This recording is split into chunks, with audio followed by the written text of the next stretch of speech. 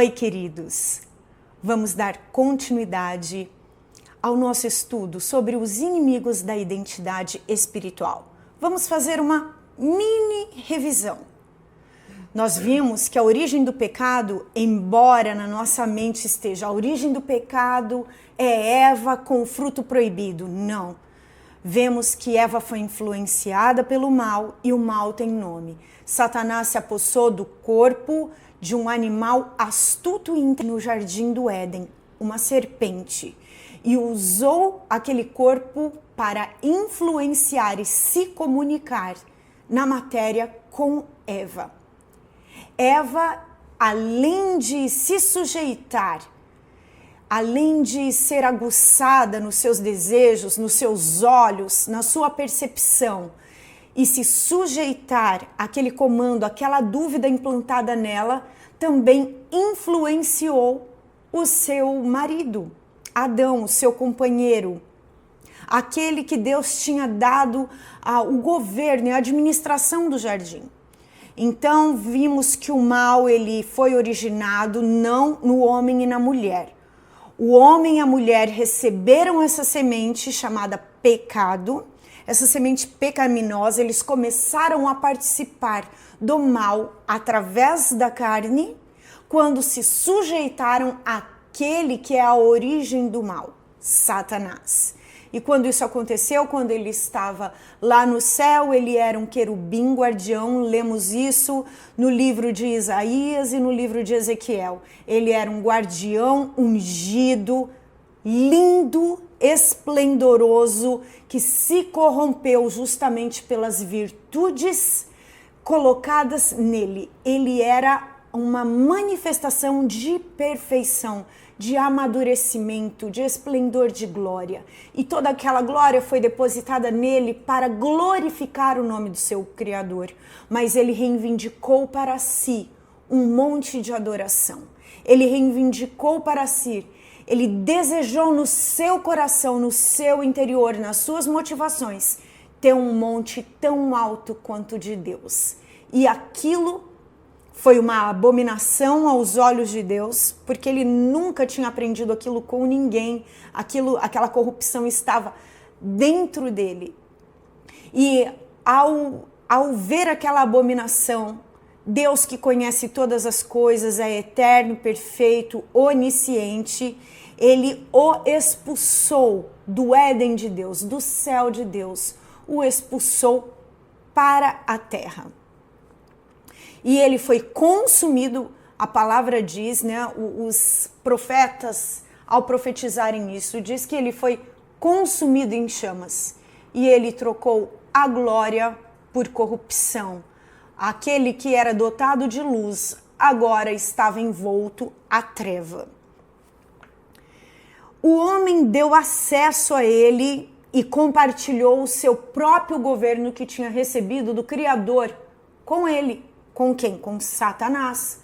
Por isso, ao tentar Jesus, eu estou te lembrando, para fazer lógica ao que nós vamos estudar agora para frente. Ao ser tentado, ele disse, olha, se você se sujeitar a mim, se você prostrado me adorar, eu te dou todos os reinos deste mundo.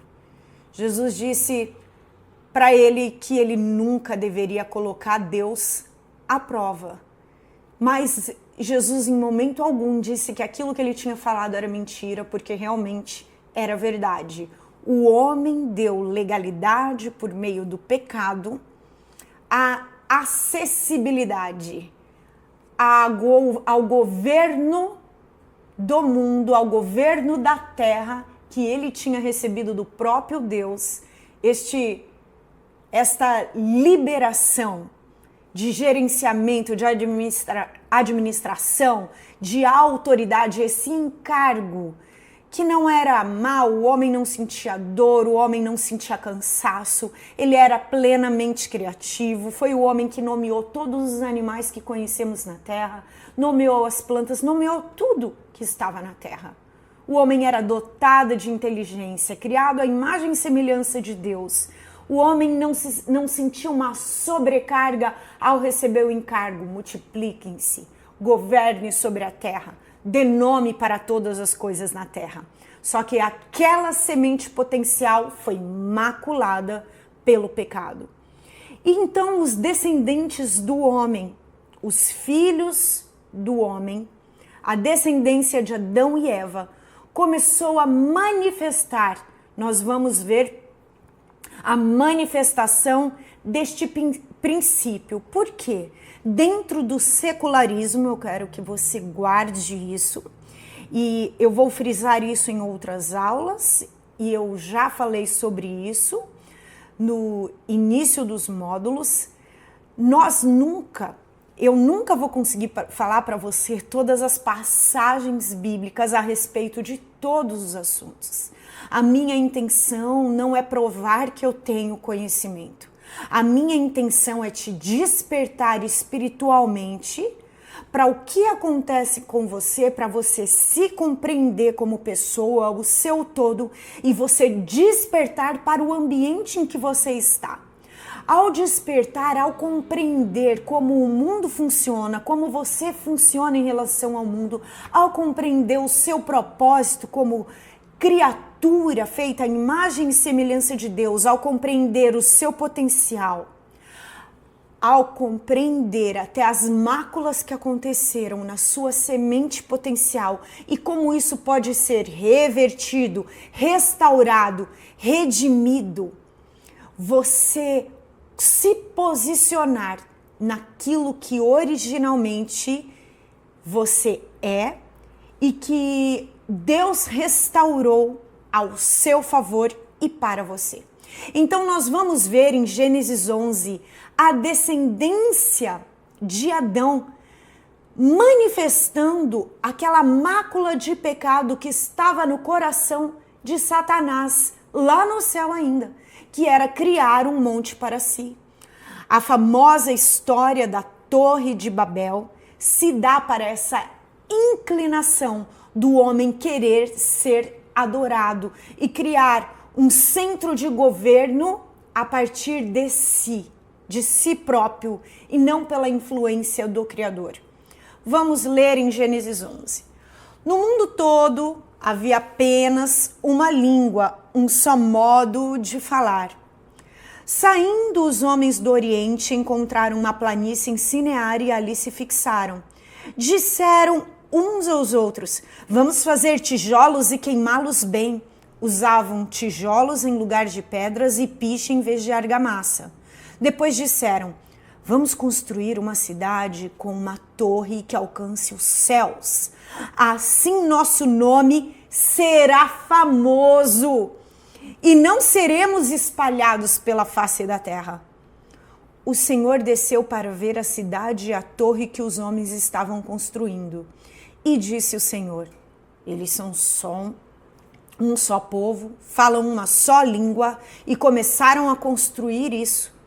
Em breve nada poderá impedir o que planejam fazer. Venham, desçamos e confundamos a língua que falam, para que não entendam uns aos outros. Assim o Senhor os dispersou dali por toda a terra e pararam de construir a cidade. Por isso foi chamada Babel, porque ali o Senhor confundiu a língua de todo mundo. Dali o Senhor os espalhou por toda a terra. Aprendemos muitos princípios neste texto, que é uma realidade que vivemos hoje. A primeira coisa, como notamos e deixa bem explícito, aquele monte que Satanás quis construir no céu, os homens estavam reprisando na terra. Aquele lugar exaltado representava na cabeça deles poder e domínio. Só que eles entraram num nível de concordância tão forte, e este é um princípio real e espiritual, guarde no seu coração. A concordância, falar a mesma língua, ter o mesmo pensar, é um princípio espiritual que manifesta força no coletivo. Por isso que O próprio Jesus disse, onde 2 ou 3 estão reunidos em meu nome e ali concordam a respeito de qualquer coisa, assim será, porque a concordância tem muito poder. Mas quando Deus viu a motivação incorreta do homem e viu que eles estavam usando um princípio que governa o céu, qual princípio? O princípio da concordância. O princípio de falar, de ter uma mesma meta e se mover para uma mesma meta. Este é um princípio do céu. Ao ver o homem fazendo isso, você percebeu que a narrativa bíblica está no plural, assim como estava lá em Gênesis 1? Façamos o homem. Deus disse, para quem? Desçamos. E vamos impedir e confundamos a língua deles. Com quem Deus, o Criador, estava falando? O Pai, o Criador, estava falando com aquele que era o Verbo até então, que se manifestaria futuramente em carne, e com o Espírito. Então, o Verbo que se faria carne um dia, o Espírito Santo de Deus e o Deus Pai, Criador, entraram em concordância, dispersaram os homens. Como? Eles não concordavam mais, porque não se compreendiam. Eu já vou te dar uma dica. Se você quer andar em força, numa unidade, dentro de uma organização, e eu vou te despertar para que essa organização seja você como igreja, você como família, busque andar em concordância espiritual. O primeiro lugar onde você aprende concordância é na presença de Deus. Quando você começa a ter prazer em ouvir a voz de Deus e se sujeitar a ela. Guarde esse princípio no seu coração. Então, Deus não aprova esse tipo de organização social. Qual organização social? Onde pessoas são colocadas num alto posto e dentro do coração delas, elas querem manifestar poder através de um lugar exaltado. Que Deus ministre profundamente isto no seu coração. Deus não aprova uma organização, uma hierarquia onde o homem é exaltado sobre os outros e no coração dele, ele quer manifestar poder sobre o outro. Na década de 70, por que nós estamos frisando? O problema aqui era construir uma cidade fortificada, um lugar exaltado, uma cidade elevada. Na década de 70, Deus revelou para 2 homens, Bill Bright, da Cruzada Estudantil, e Loren Cunningham, da Jocum, 7 áreas sobre as quais a cultura de todas as nações são estabelecidas, recebem influência e influenciam toda a sociedade. São estabelecidas, a cultura de todas as nações são estabelecidas, recebem influência e influenciam as grandes massas e todas as sociedades. Elas são modeladoras de mentalidade, ou seja, formadoras de opinião. Por isso elas são muito sérias e são elas: religião, que é onde se manifesta adoração e culto, educação, família, governo, economia e negócios, mídia e comunicação e artes e entretenimento. Por que Deus revelou essas 7 esferas de influência?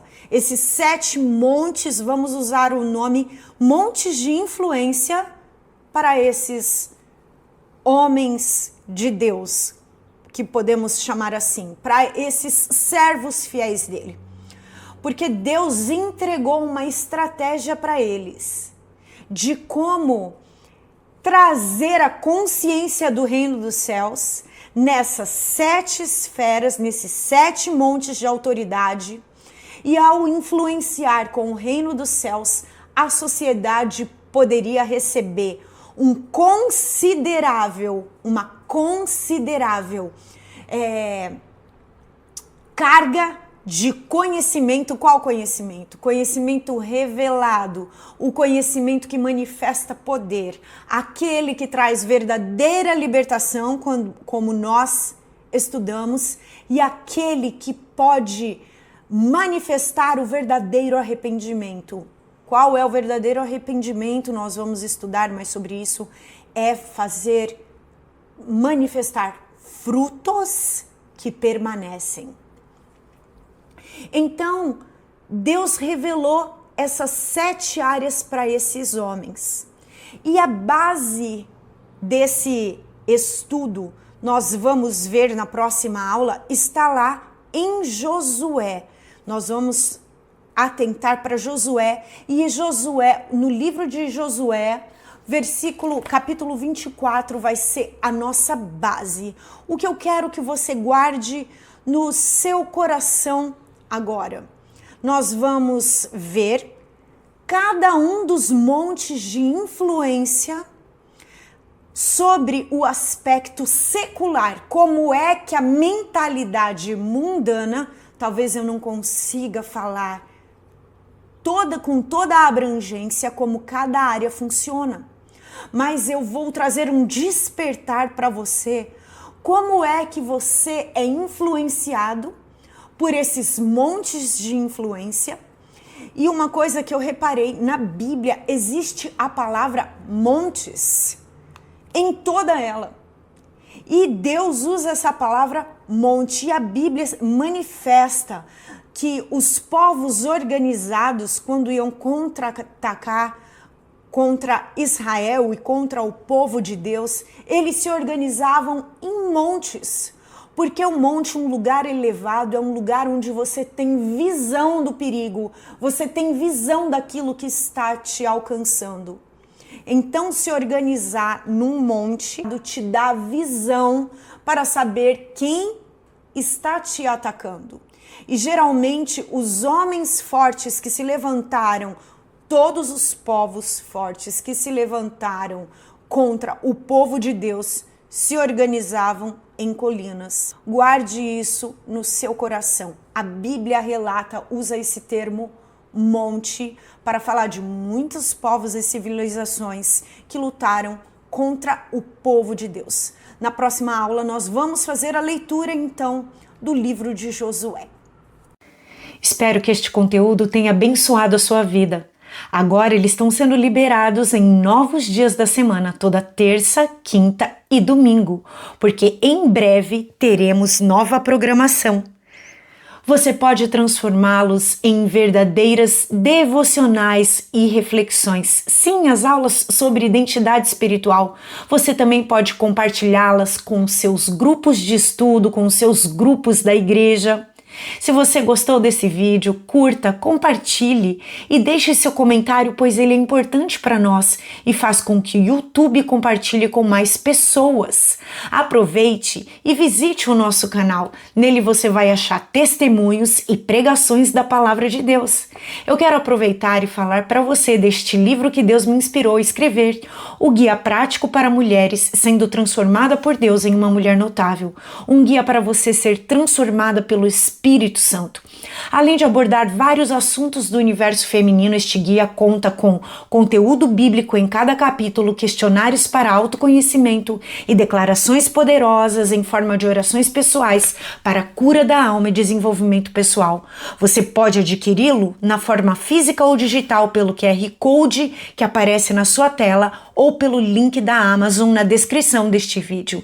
Deus te abençoe. Nos vemos no próximo vídeo.